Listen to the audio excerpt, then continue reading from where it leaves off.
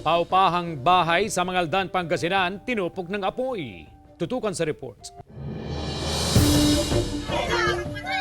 Mabilis na tinupok ng apoy ang isang paupahang bahay sa barangay ni Baliw, Mangaldan, Pangasinan. Mabuti na lamang at hindi nadamay ang iba pang katabing bahay. Ang 9 na taong gulang na anak ng nangungupahan ang nakaalam sa sunog. Natutulog pa sila ng mga oras na yon. Naramdaman niya na medyo mainit yung kanyang likod.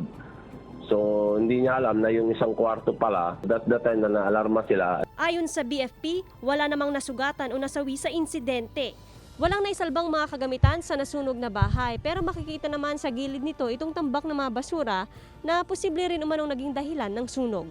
Nagsunog yung nanay nang nakatira dyan, iniwan niya. Yung mga katabi niya basura. Yung bago umalis, inanuan niya ng isang timbang tubig yung sinusunog niya, pero siguro dahil sa hangin o kaya nagtuloy-tuloy yung kasi maraming yung mga basura pa rin dito sa tabi nung kasi pinagsunugan nila. Naninirahan ngayon ang mga nasunugan sa kanilang kaanak.